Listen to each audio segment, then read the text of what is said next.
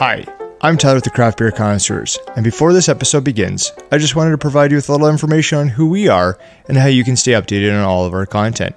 This podcast was created to showcase craft breweries and indulge in interesting conversations. We want to help promote a variety of breweries and along the way have conversations ranging from sports to beer and beer to just about anything. Please feel free to follow us on Instagram at Craft Beer Cons, send a friend request on Untapped, or subscribe on YouTube at Craft Beer Connoisseurs. Also, drop a comment, like, and subscribe on Apple Podcasts, Google Podcasts, Spotify, or wherever you listen to your podcasts. Now stay tuned for today's episode.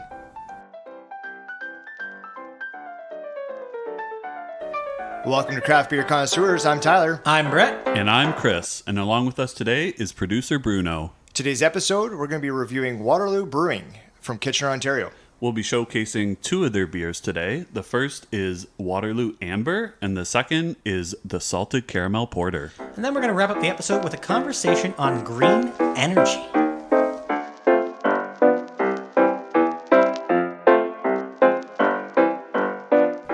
Waterloo Brewery is located in Kitchener, Ontario.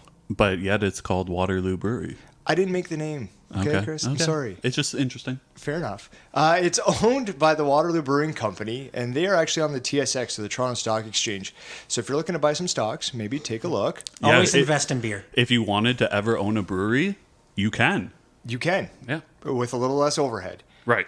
Absolutely. So the Waterloo is reportedly the largest Canadian-owned brewery in the province, and it was Ontario's first modern craft brewery. And then also, of course, Waterloo has a tap room located at the brewery with a heated patio. So we know the weather's getting cooler. So if you want to sit outside, heated patio, very nice. For sure. It is getting a little bit chilly out there. It just opened in September, so it is rather new, but it is a nice space from what I've seen. Oh, 100%. I've been there a couple times. When you walk in, the right side is just the beer store. Pick up, grab and go, nice, quick and simple. Yeah. To your left is an actual restaurant. Great food. I remember I had some nachos there last time. Okay. And I'm a big nacho guy, just saying. But you walk in, nice rustic look.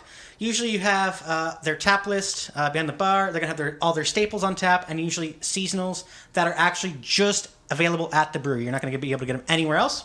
For sure. So I've never been. Chris, have you been? I haven't, no. So Fife, you've been there a couple times? A couple times, yeah. Twice. I would say, yeah, twice. And you went to pick up the beers for this episode? I did, yes. And how was that experience? Quite enjoyable. I didn't get to meet, we were in communication with Juan and Rachel. Right. Didn't get to meet them, unfortunately. Shout out to him, by the way. Thanks for providing the beers today.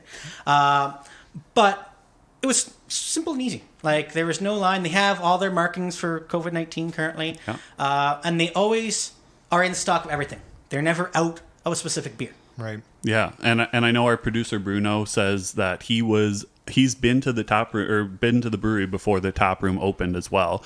But I like the fact that they include beers on tap that they don't can, right? Because it's really good to get to a brewery and have that in brewery experience. So if you can get there and have beers that you can't get anywhere else, I think that's an awesome thing. I am a huge sucker for being able to go to a brewery and just being able to get exclusive ones that they've, small batch, 20 liter, 30 liter, whatever ones, you're only going to have it once and you're done. Yeah, and I think that's a pull for them, right? Doing the small batch kind of new beers, have them come in, IPA, sours, whatever seasonal. Mm-hmm. And that's kind of nice. It keeps people coming, it keeps people going and cycle through, right? Absolutely. Which is good for them. Now, the tap room, was that just opened up last September, the outdoor there? Yes. Okay, good. They did a huge, I don't know how much money they sunk into it, but they did a huge renovation of it all. I remember that. Because they promoted it really hard on social media in terms of trying to get as many people in as possible. Yeah. But what they've done with the place is absolutely, quote unquote, fantastic. Nice. I like what you did there. Personally, I like what he did there. Yeah, I like that. Well, I think we'll definitely have to make a trip there, Tyler, you and I, because we haven't been there. So we won't take Fife or Brett, if you will. No, why or Bruno. Sorry, yeah, Bruno can hang back. It's the brew house, judging by pictures, because I haven't been there, is one of the greenest breweries in North America. So I don't know if you saw any of the equipment that they had. I wasn't able to get access to any of the equipment. Right. You could see a little bit behind a glass window, but obviously you weren't able to walk through it. Walk through and check it out. Okay. Yeah. So producer Bruno, like we mentioned, he was there before the new tap room opened, and he said they used to do $6 growler fills on Wednesdays. $6 for a growler. That is Talk amazing. about a steal. What a deal. Hump day. And then they moved on to $8 growler fills on Mondays more recently, which, a little bit more, but $8 for a growler, that is still Now I'm great wishing I would value. have Gone on a bought Wednesday more or when I was Monday? there. Right. Why did I go on a Sunday? Should have went on a Wednesday. So speaking of going back to their small batch new beers, they had the Pinky Promise. So does anybody know about the Pinky Promise? I have seen it on their I socials. actually believe it's where you connect one pinky with another, and you make a promise with another person not to break it. Okay. Okay. Yeah, I don't think it's that. It was on tap there for a bit, but they do have the growler unit similar to Toboggan. So very interesting Toboggan here in London, Ontario. Yeah, and I think we should mention that in addition to beers, Waterloo also makes really, really good radlers. Strawberry rhubarb. Yeah, and Fantastic. And I know, we kind of think of Untappd as like a beer only app, but they certainly have the radlers on there. So if you want to, get one of their raspberry or grapefruit pineapple radlers, like they're awesome. They are easy drinking, good for the summertime. I know we're getting a little bit colder here, and Good for fall time too. Good for any time. of the year. It really doesn't matter. Anytime you're Hey. thirsty. Yeah. it is that's true. I mean, I enjoy them in the summertime a little bit more so, but it is a little bit colder. The leaves are on the ground, but I would still enjoy a nice grapefruit radler. It's really good if you have a wife, a girlfriend, somebody you just met online, Fiance, whatever. If they're not really a beer drinker, get them one of the radlers. They have a low ABV. Mm-hmm. You see how I did that? ABV. Didn't screw that up. Right? That's very good. Yeah. Thank you. Appreciate it. I love how Brett is pointing out everybody else's flaws. Right. That they that. But yet we're not. It's because I have so many flaws Okay. that I need to take my turn to pick at least one flaw from each person. Oh, Okay. we appreciate that. Okay, Thank you. Oh man. Anywho, I do understand that they've been around since 1984. They have this big tagline of "Pour the Boar," Mm-hmm. and let me say, their beers pour excellent. Yes, and I'm sure most of our listeners have seen their logo, especially if you're following us on Instagram. But you can understand why that's their slogan, because the Boar logo. Yeah, no, that's good. I was just. There's waiting for you another to flaw continue. right there. You're all freaking silent. I was waiting for you to continue on, but no. I want to kind of touch base on the greenest breweries. It is important. It's going to be our thematic conversation later on. Yeah, you did mention that. So one, they have actually changed out, as we talked about, some of their equipment when they were doing renovations. Brett was saying they went to 48% less water, 32% less electricity, and 52% less thermal energy than the previous generational equipment. So that, I think, is kind of fantastic that they've moved into greener kind of equipment. And they've also reduced wastewater by 80%, which is a massive that's a lot, turnaround for sure. That's huge. So we are going to have one of the growlers that we're going to post a picture on Instagram, so that way people have an idea of what the Pour the Boar looks like, what the growlers are. When we speak of being greener too, with the growler use, instead of just getting cans all the time, get a growler. It's true. Use it, clean it, take it back, and then get it filled up. Get your $8 fills. Yeah, I don't know if they're still doing that though. True. Well, hopefully they bring that back. And if they don't, If they have bring it, that back, I am the first person in line. I might run down on a Wednesday because $8 is great on a Monday, $6 is better on a Wednesday. That's true. I think we've literally just convinced them to bring it back. Right. Yeah, I think We've that's- done something. right. And speaking of them, we're going to link all of their information on our social media pages today. Again, follow us on Untappd, Craft Beer Connoisseurs, Instagram, Craft Beer Cons. And I think maybe it's time to pour the Boar on the first beer. Yeah, let's take a look at the first beer. Let's do it.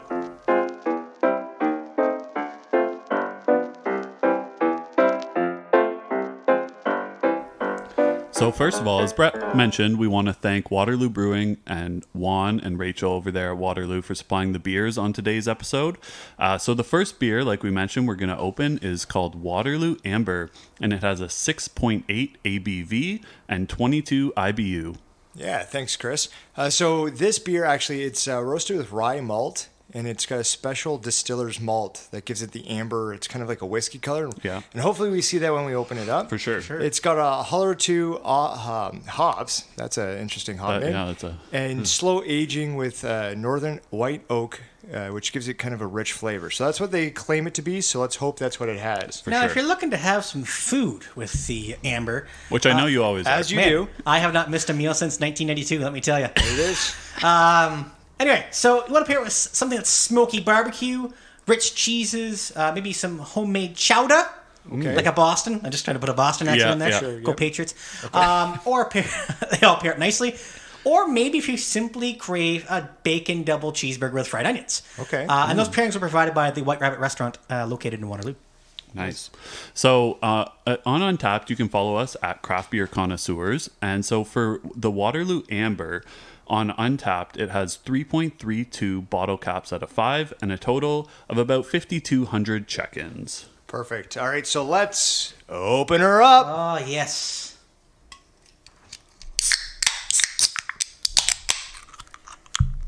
There's no better sound than that, eh? No, that's what No. you said episode 1. Yeah. And I will continue to say it every episode. All right. So as we pour here, just want to let our listeners know that we're drinking out of a mug today. Ambers are definitely best enjoyed out of mugs or steins. And, we just want to remind everyone to use the proper glassware. And you will definitely see the mug that we are drinking out of on our Instagram page. For sure. And Untapped. But let's taste this. I kind of want to cheers, but we shouldn't. So That would be breaking our 6 feet. Yeah. So Yes. instead, I'm just gonna Air look at cheers. this. There it is. Air cheers. Hey, Yes, one yes, for all yes, and all yes. for three. Yeah. Perfect. So I definitely get that amber look Yeah. Absolutely. as promised. And that whiskey kind of color that you mentioned. For sure. I almost feel like it almost looks like whiskey. I hope it's not actual whiskey. I'd be screwed. I don't like whiskey. I don't know if I could drink this much whiskey for sure. Okay. I was just thinking that we would have to change our name, and that'd be a whole lot of work. The one thing about that's true. We would. The one thing about the amber is 6.8 ABV. That's a very high ABV. That's pretty for an high. amber. Yeah. Whiskey, man, it's adding to it. I'm just giving it a little smell here. Yes, Yeah, exactly. same here. It's good. It's got a good smell. Should we twirl it like you do whiskey before you drink it? No, I don't. I'm not Okay. going to do that.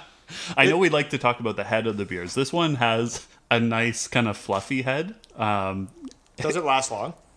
Mine's hanging, but The smell is good. Going back to the smell, I do it's enjoy the very smell. nice. I feel like a lot of ambers have a very specific kind of smell and odor to them. This one is not that. I knew a girl strong. named Amber who had a distinct odor to her as well. Wow, that's good. I don't know if she'd appreciate that. Amber, if you're out there, reach out to us. Hit us up in our DMs, and you can tell us about the smells of Brett. yes. Start our own little series. Yeah, we should. Review a pot. Yeah, okay. Anyway, Should we Am I taste getting this out of one or? I mean, I've already tasted it, but I'm Oh, just trying to yeah. give it another Oh, taste. This okay. guy getting into it. So, Hey, I always get into it. all right, good. Always get into it. Let's get into it. All right, a little malty. But it almost tastes more like a West Coast. Maybe that's me. I don't know. We're getting I'm not getting- a pine almost. Like, Yeah. it almost seems like there's maybe that's the Howler or whatever the heck it was called. The Holler 2 Howler hops. two hops, hops, yeah. coming through more so, but yeah. It's not as malty as I kind of thought that we would get from an amber, so Yeah. that's okay. Which is fine, but you're getting a lot I of have no complaints about you're this getting beer. a lot of malt on it, or I feel right up front it is malty. Yet again, it's not like it's a bad thing per se. No. But I do find it malty. It's kind of smooth, right? Like it's Yeah. got a nice. I think it it's pours got a smooth nice, for sure. It pours smooth. It's got a nice smooth finish. and I'm getting a lot of sweetness Are too. you? Yeah, Okay. Yeah, that's kind of true. on the finish. Yeah, I can't really pinpoint what is giving it that sweetness, but yeah.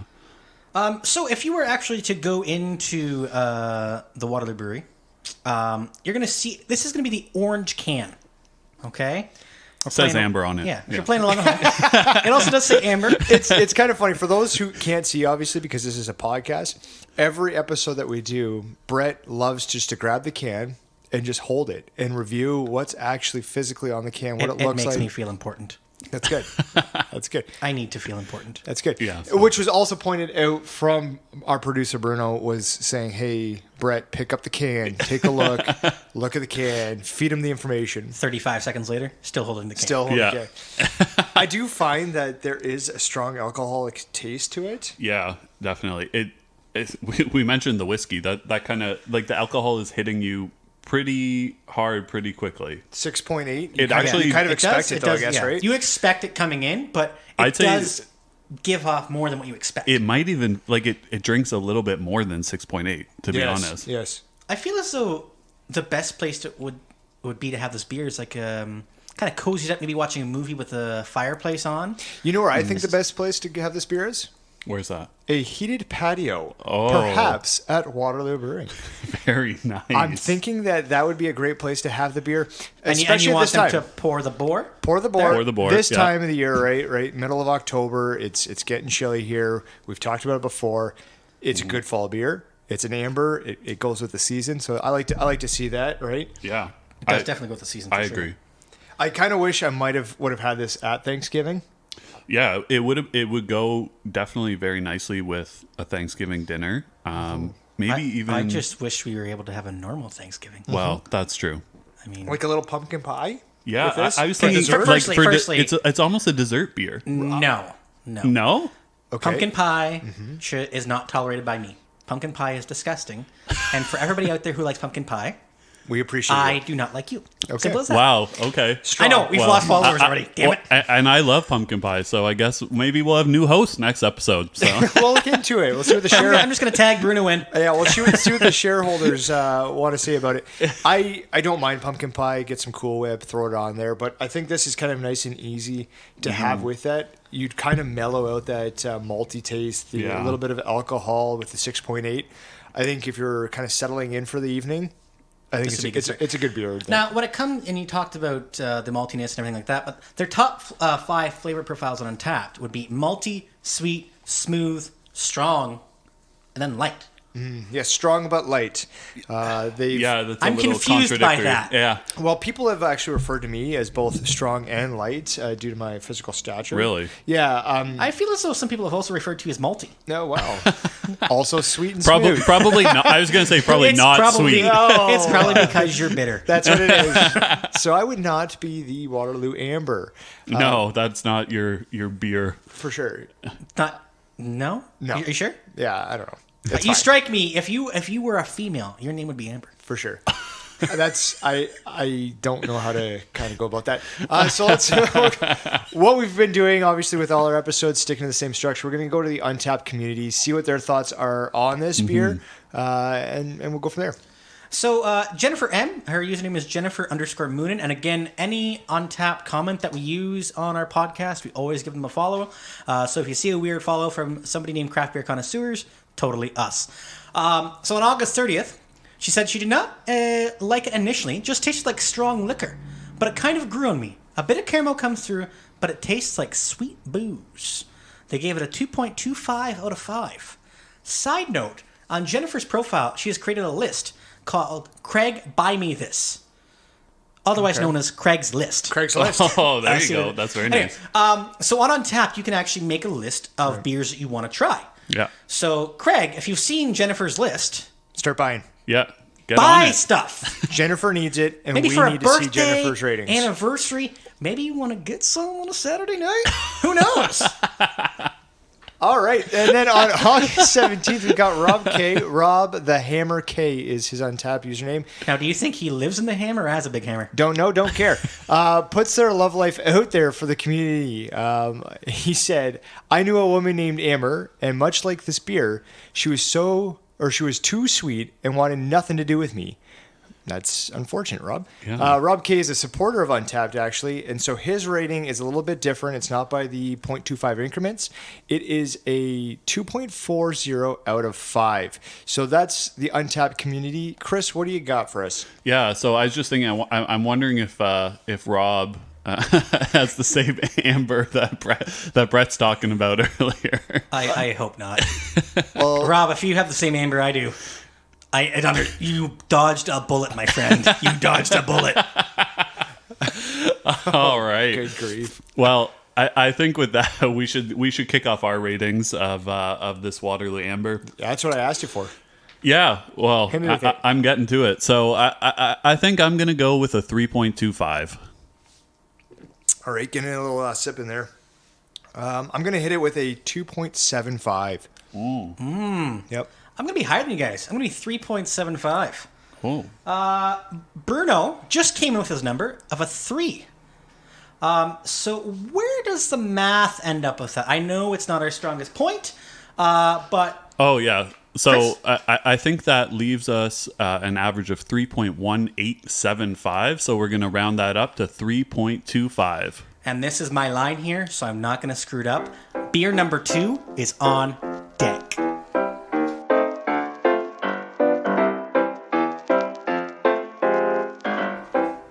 The second beer today is the seasonal Salted Caramel Porter, and it has an ABV of 6% and 27 IBU. Thanks, Chris. So this one here is defined as a rich, creamy caramel and a savory sprinkling of sea salt with some roasted malts. And I'm going to talk about what food to pair with it again, because I do quite enjoy food. Right. So seafood chowders, Chowder! meaty stew, southern style smokehouse barbecue. I don't know if you've been to Kitchener. Go get some Lancaster with this beer. Okay, oh, all it'd be right. tasty. Or maybe just have some food at Waterloo Brewing. For sure. But for dessert, try a coffee-flavored treat like tiramisu. I'm not a big fan of it, but Okay. I'm sure some people are. Or keep it simple with a bowl of straight-up vanilla ice cream. So the Untapped community has checked this beer in about 3,000 times with an overall rating of 3.59 out of 5 bottle caps. All right, so I just want everybody, you're kind of getting the hang of this. Say it with me now. Let's open her up. All right. Again, perfect sound. All right, so just let all the listeners know that we're drinking this beer out of a Nonic pint today. So the porters are really best out of Nonic pints, even like a snifter or a tulip, some kind of stem beer glass. So just want to make sure everyone's using the proper glassware when they're drinking their beers. Oh. Now, I think I'm the only one who's actually had this beer before. I had it last year when I went to the tap house. I had it off the tap first, and I was kind of indecisive between what I was going to get. I was like, you know what? I will throw a wrench into things. I will try the Salted Caramel Porter. Because you're definitely not a porter person, I for think sure. porter would probably be the last beer I would have. But I like salted caramel stuff. Caramels or Werther's. They're not. That's butterscotch though, but still same kind of stuff. And I quite enjoyed it to the point where I went and bought a 6-pack of it afterwards. Really? Really? Wow. And I don't like porters, so obviously you may see a high rating from me here because I'm actually really excited to try this again. Also, Sager, look at you. Big head, Yeah, big head, eh? that is a big head. That's a nice pour, though. That's a nice pour. It's a very nice pour. It's about a finger and a half. It smells delicious. It smells really good. Very dark, obviously, which you'd expect from a porter. So I'm kind of glad that I poured it this way, so that way I can get kind of like that frothy kind of taste too when I go to sip into it. Yep. Haven't done that yet. Going to in a bit. It is dark as the night. I same as last year. Good quality overall beer. You've already started drinking. Okay. jumping the gun. That's. I don't know if you've noticed a theme throughout the whole time we've been doing this. Yes, you You drink. guys are talking about this and that, this and that. I'm over here like, yep, just drinking over here. Just trying to get her in here. No, it's not like we have a structure to this podcast or anything. I mean, that'd be weird. No, why But, would you have a structure? It makes for no sure. sense. So it is a dark beer. It's nice. The glass looks beautiful with it. It looks very pretty, and you'll see that in our Instagram And definitely getting the roasted malts with the smell. for sure. And Very nice. again, I'm not a coffee drinker, but this might be good. I'm excited to get into it. And if you talk about some of the coffee flavor that we had that from last episode 2, with the Coffee Muskoka cream ale, for the coffee Muskoka, cream ale. yeah. That was kind of like riding a bike with training wheels for the coffee kind of flavor for me. Yeah. This is the training wheels are off. Yeah, Th- you're, th- you're this is the full on full biking, thing. Yeah. my friend. I'm thinking, and there's two ways this can go. I could be pedal down and then end up into a side of a wall, or I could be biking half decently. So Yeah. If you end in the side of a wall, I'm not picking you up. Thanks. You're gonna be like Peter from Family Guy. You're bunking your knee like, ow, ow. Just milk it for 2 minutes. So did we talk about the top 5 flavor profiles from Untapped? No, that was in the last beer, but we'll talk about this one too. No, okay? it's in both actually. I know that. We just haven't talked about it with this one. Okay. Right. Okay. So number 1's toffee, sweet, rich, strong, smoky. Okay. So I'm gonna start drinking it. Let's get into it. Yeah, Chris, you and I can. Yeah, I'm already halfway through, so makes sense. Wow, definitely. So the caramel definitely shows up. Kind of Smacks you. I don't. Does it smack you? Or as some would say, slaps. Well, but Yep, no, it smacks. I'm getting it kind of like in the not the aftertaste, but kind of that second taste of it. But it's very strong caramel. I want you to not rate it right away. I want you to be halfway through and keep sipping on it. I think you're going to like it the more you drink it. For sure. So in episode 1, when we talked about Left Field Brewery, we were talking about beers and kind of the structure of the podcast and the rating system. That's one thing that we did note was I will never rate a beer just off the first sip. I want to see how it kind of sits, how that flavor There's comes been through. one beer I've done that. It's a peach lemonade sour from Dead Frog out in BC. You knew it was a 5 because it's probably the best beer I've ever had. Yeah, so going back to the flavor profile on it, I kind of see it in a different way. Like the caramel is coming in, it's hitting me up front, and then that kind of coffee flavor, that really strong like porter, is coming through. And that's kind of like the small lingering taste at the end. Which again isn't too bad. Maybe I like coffee and I just don't know it. Maybe. But I don't want to get into it. I don't want to. Wow. So it's costly. We talked about this being described as sweet. I'm definitely getting sweet. Rich, I think definitely rich. I'm not really getting anything smoky. Not really It smells more smoky than it tastes. Yeah, I think that's fair. And then again, toffee. I mean, I don't know. Is that a kind of the nod to the caramel? Yeah, maybe, so. But yeah, definitely a ton of caramel coming through, which is good because when you call it salted caramel porter, if you don't have caramel, like so. And the salted, I think, would kind of get mixed in. Like it could be you could throw that out there and it kind of gets mixed in. You wouldn't know if you're actually having the salt or not. And I think they said a pinch of sea salt, so it's not going to be one of those major flavors you're getting. It's just going to give you that little extra something. So just in from producer Bruno, we do have Fife over here holding the can. I'm holding the can. Okay. I've actually been holding it for a long time. Unprompted this time. I'm always prompted by myself. Right. Anyway, the can comes in a caramel, kind of butterscotch color. Mm-hmm. It might say salted caramel on it, just for you playing at home. But it's a nice can design. In terms of the bucket of caramel mixed with the hops, and some balloons kind of coming in, green signifying the hops. Again, the kind of the caramel color kind of and there's kind of like some I guess squares, I guess you'd say, of caramel parachuting down. Yes. Yeah, it's a really cool can. When it comes to this, the caramel kind of parachutes in more so halfway through. I agree, for sure. First sip, you're like, you don't really get that much caramel. It's more like a porter. And then the more you drink it, the more caramel flavor you're actually getting out of it. So where would you guys have this kind of beer? I mean, obviously, when you're thinking porters, stouts, you're thinking kind of winter. I think just kind of, at home in the winter when you can't really get outside. Right. I think this would be really nice. But we talked about the first beer almost being like a little bit of a dessert beer. I think we kind of have a little bit of a disagreement there. But I think this one 100% would be a dessert beer. My favorite place to have this would be doing my Christmas Eve night routine. Sitting on the couch watching National Lampoon's Christmas Vacation. That's that good. would be awesome. I also think, too, because we're now done with Thanksgiving, we're going to be moving on to Halloween here. Might be a little bit different. But I think if you're sitting down and kind of with your little routine for Christmas is put on a scary movie or something and have this cozy up on the couch. So let's go to what the community has to say on this. Chris, I think you've got the first Untapped. Yeah, so Bill H, handle is Holly68 Oak. And again, we will follow, or friend request everybody on Untapped that we mentioned here. So, oh no, we're going to follow them. Right. So on August 12th, they had this to say. They said, solid porter, nice hints of saltiness and caramel. 6% is nice too. Not too heavy. It's smooth and not overbearing. And Bill H gave it a 4 out of 5. Great. So this one comes from Waterloo M. Their username is Eclipse Zeta.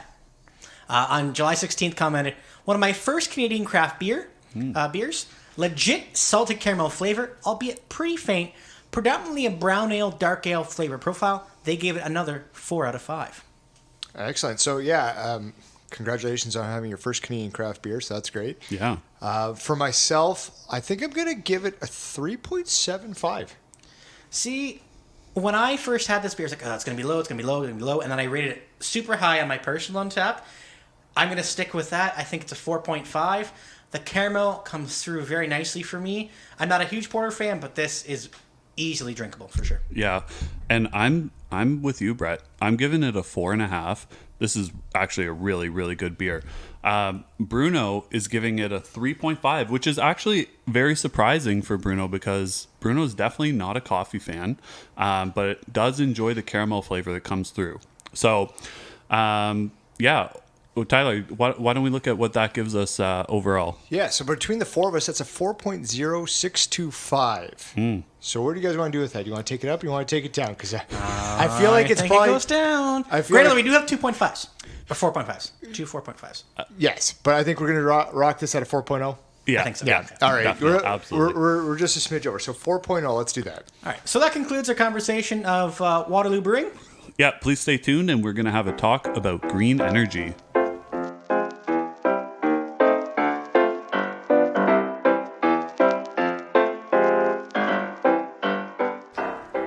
All right, so we're back and we're going to talk about something that's been inspired by the changes Waterloo Brewing has made. So this conversation is going to be about green energy, so solar, wind, and water. So I kind of propose a question to the group here. Would you get any kind of green energy, whether it's solar, wind, or water, at your own residential? Let's say there was no expense. It's just go full out. Would you retrofit your house? Would you buy a new house and get that located? Well, I think if there was no expense, then I think you have to consider it, absolutely, because there's I think the economic impact of the economic upfront cost of these different green energy concepts are kind of a hindrance to people from getting them, right? So if you say there's no economic impact to you, then absolutely I would do it. The one thing about green energy is definitely creating jobs, and being from the profession in which I do, because I'm not a full-time podcaster. Mm-hmm. None of us are. Yeah, no, it's not true. yet. Not yet. But not yet. Support of the community. We are getting there, though. Yes, another few episodes, we are moving. You never know. But I'm big about creating jobs. So if it was to a point where it wasn't an expense, but created more jobs, right, I'd be all for it, 100%. Right, and I think that's the thing. Up front, the cost is more, but you do see a return. They say roughly 7 to 10 years, you can see a return, and then the lifespan. Let's say it's solar power, right? You could actually get 10 years of that. That's basically kind of on the house, or for an energy consumption kind of standpoint, you're selling back to the grid, right? Now, the only thing about green energy is I don't know a whole lot about how it works. I know we need the sun. We do. Obviously. The sun is important. It helps, yeah. I've heard that in science class in grade 3. Right. Yep.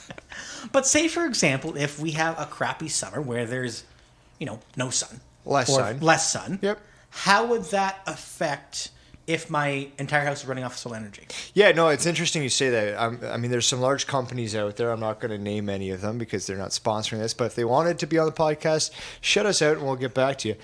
But there is a way. So what would happen is you'd have a battery hook up to your house. So any kind of solar energy that you would gain, you would use, and then it would put it right into this battery. So then you draw from the battery. So there are kind of different maps that show what kind of sunlight you get throughout the seasons. Obviously, being from southwestern Ontario, it's not that much as in Texas and California where you could just put solar panels everywhere. Mm-hmm. They wouldn't because that's not how their political framework is. Also for... like if you're looking at solar panels specifically on your home, depending on how your home is situated, right? If you don't have a really great south-facing roof, like it's hard to put solar panels and get a major benefit from them. For sure. And that's sorry. Go ahead. Yeah, so that's what I was just That's what I was just gonna say. Is there's other types of energy too. Like we look at like wind turbines in like the vast kind of area outside of like rural settings, like right, and or urban settings. In rural settings. In rural settings. So I think with that being said, you have them popping up, which then can generate energy and put that back to the grid and then kind of power the homes of those who actually can't have solar panels or don't have solar panels, right? And it's definitely like when I go up to our cottage, it's interesting because all you see virtually in northern Huron County and South Bruce County is wind turbines. Yeah. It's literally virtually all you see on your way up because that's how it's being created there, right? Right. Yeah, no, and there's different ways of going about it. So I was recently in the Philippines not too long ago, and they had hydro Before the world changed. Before the world changed. And so they had hydro dams there. And it was actually kind of interesting because we did this whole through a mountain, and there's the water that was flowing. It was really nice. But this one hydro dam, it was not large, but it only supplied the electricity to one street in this town. Right. So it was interesting because that's all they had, that's all they needed. All their electricity came from just that water that was pretty running. happening street, right? It was bumping. Yeah. It was bumping. There wasn't a whole lot there. It was a small little outlet. It was by Calasan Falls. Was there a brewery there? There was not there, but there when we did go to Asia, there was a brewery in El Nido. So it was a nice place. It was a Ukrainian kind of brewery. We'll talk about it later on. I'll be sure to check that one out. Yeah, hit that we'll up. We'll talk about that at a different Let me episode, fly I over think, right yeah. now. Hit that up. Yeah, no, absolutely. So I think those hydro dams is kind of nice, right? Yeah, so like I perspective. guess what's the kind of and again, I'm kind of like you, Brett, where I'm not super knowledgeable about this sort of thing, right? So might look to you, Tyler. Like we have Niagara Falls, right? Here in Ontario. Like, can we kind of use the water flowing over the falls or the water there to kind of create that electricity? Absolutely. And I could be incorrect, but I'm pretty sure I got this, is that they actually do use the water that comes over the falls. Okay. And so you can set up hydro dams through it. And there's pros and cons like anything with it, but that rushing water that's coming over can produce a lot of energy, right? Yeah. So it's essentially like these little turbines that are in the water with the water moving through it, generates those turbines moving, which creates electricity. That electricity goes to the grid, and then you have this kind of green energy. So it is nice. I think it's good. We need to kind of move away from those fossil fuels, the coal, and be environmentally friendly, and we got to look at it a different way. Now, let's say if we use that water as energy for a house, what would be the price point versus a regular hydro or regular heat or electric heat or anything like that? Right. That's a good question. I think the hydro is going to be a little bit different, like from an actual like water source. But if you're looking at solar panels, it's the upfront cost of getting that put on. Right. Once you get those put on, 7 years you pay it back, and then you can actually make money. So anything that you do above and beyond of your consumption, it gets sold back to So the what you're actual saying electric is company. if you go green, you can make some green. Yes, Oh, it's there a you green go. on green, which means then you could probably go ahead and afford an electric car. Yeah. Can you afford an electric car? I could, yes. A fully electric car? I've got a plug-in hybrid right now. So for those of you who do not know, my car does plug in. I just don't have the availability to kind of, plug it. You're like a Glade. we got to be careful with those. We're not here sponsored by Glade. Let's make that point clear. So what's the let's say you have a full charge on your Right. vehicle. Right. What sort of distance can you get out of that? So for reference, I've got a 2017 Hyundai Sonata plug-in. I get about 45 kilometers. So for instance, last night I went from Brantford to Kitchener and I didn't have to pay for gas. Right. Because I had a full charge. So here's my thing. Like I'm totally down for an electric vehicle, but Range anxiety. yeah, like Yeah. I need to know that I can, take a 3-hour trip Right. on my electric charge. And I get that. I think everybody's kind of in that same boat right now, is this range anxiety. How big are the batteries? How far can we get on the batteries? And what's the charge time? Right. So we look at Tesla, then they've got this supercharging network throughout. You're still sitting there probably for about 30 minutes to kind of get 80% of your charge back. But they just recently came out with some news on Battery Day, they call it. And they're being more efficient with their batteries, which means you can go further distances and charge just as fast. And the problem I think here in Ontario specifically is that we don't necessarily have the infrastructure to be able to, you're driving on the highway, you need gas, you stop at the gas station. We don't necessarily have that infrastructure where you can stop and charge your vehicle. Right. So I think that's until we have that infrastructure and we have that that range for the vehicles, I'm not sure it's really a viable option. I would be open to purchasing an electric car. I think the one cool thing I find about it, because I'm a dog lover, is let's say if you need to run into the grocery store, you can literally set your temperature to whatever degrees, and it lets your dog know that your owner's going to be back soon. Right. The Tesla feature. Tesla feature, That's right? letting Yes. other people know not to shatter your window because they look and they see a dog. And Can I have like, that screen on my outside of my car, just like, do not shatter my window? No, because the screen inside of a Tesla is like 12 to 14 inches, right? So they It's like look a in and they can see freaking it. huge iPad. It is, Yeah. and that's the intent of it. And there's different companies that actually like sell just beyond just Tesla, right? So there's a new company startup in Michigan called Rivian. They've got some luxury kind of trucks. There's a new Lucid car, which is in the hometown of Stratford. For those who are familiar with Stratford, Ontario. I could be. Oh, are you familiar with it? I think so, because I potentially maybe live there. Okay. Dun dun dun. There you go. So yeah, it's my hometown too. So it's nice to see there are different companies that are coming out with electric cars. Yet again, higher price point, but less But maintenance can you as make well. money So on it at the end? It's hit and miss. Good resale value, but it's hit and miss, right? Well, Because but like you said, less maintenance, right? So you're oil changes. You're saving money. No oil changes. So yeah, and I think unfortunately, certain incentives for people to purchase sort of electric technology have been removed. So that again kind of disincentivizes obviously people, myself included, from getting that sort of technology. It all comes down to the end of the day, the price of oil, right? So say, for example, 2 years from now, if gas price is $1.80 a liter, that may sway me more to go and buy an electric car versus if it's going to go down to 70 cents a liter. Yeah. I'm just going to... see, and what I that's mean? that's one viewpoint. My side is a little bit different, right? I look at it and say, hey, we got to save the environment. So just because it's cheap doesn't mean that's the way to go, right? So we'll take a look at it and see. It's interesting to see how we'll kind of move through the next Just couple don't buy of a years. gas guzzler at the end of the day.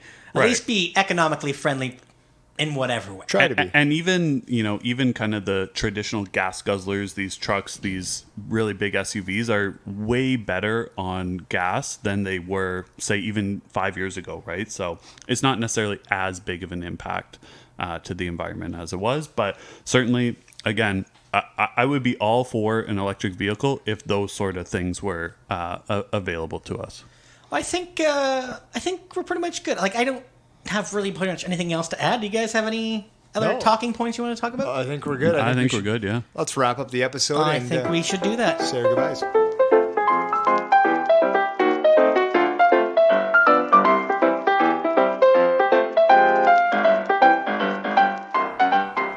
That's all the time we have today, so make sure you pour the Boar. And keep on listening every other Thursday as Craft Beer Connoisseurs releases a new episode. Make sure to tell your friends, family, and the person who checks you out at the LCBO. So from all of us and producer Bruno, I'm Tyler, I'm Brett. And I'm Chris. and together we're the Craft Beer Connoisseurs.